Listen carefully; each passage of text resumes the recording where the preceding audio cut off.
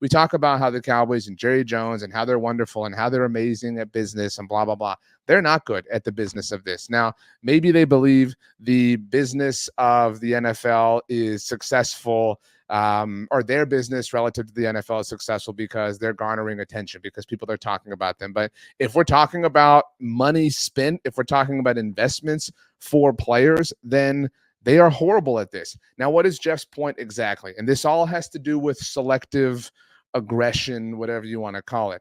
The reason you pay kick-ass players, to use Kavanaugh's terminology here, after their third year is because that's when it's going to be the cheapest. You have to have played, you have to have served 3 years in the NFL to be eligible for a contract extension, which is why right now, today, players drafted in 2022 are eligible for extensions for the first time in their careers, because they played the 2022, 23, and 24 season. So first-round draft pick Tyler Smith at the Cowboys that year is eligible for a contract extension. So is Sam Williams, if you want to go down the line, Jalen Tolbert, right? All of them are eligible for the first time. Now, they still have 1 year remaining on their rookie contracts, although in Tyler Smith's case, because he's a first-round draft pick, you could pick up the fifth-year option.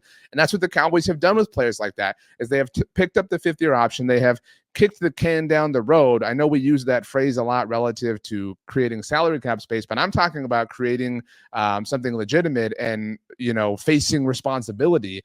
That's what the Cowboys have done. They have just prolonged, they have pushed things down the road. And again, when you identify someone to be kick-ass, to stick with the kind of parlance at play here, you're going to pay them. It is a pass-fail proposition, right? We're going to pay him. We're not going to pay him. And if you're not going to pay him, then you don't pay him. And you live with the consequences, because you made that decision of objective mindset, theoretically speaking. But if you decide this player is kick-ass, we want them around, we want to keep them around, we want them around for the long term, then you pay them right away. You don't wait until the end, because circumstances change, leverage moves around, they get more leverage, the market changes. You can't predict how another team is going to pay somebody at that exact same position and elevate the price. So you do it now. You understand that you're going to have to pay a premium, because that's the way these things tend to go. You bite the bullet, and then you're able to spread the cap money and the cap magic around, because you have those 2 extra years along with their fifth-year option to play around with. But no, the Cowboys decide to drag their feet.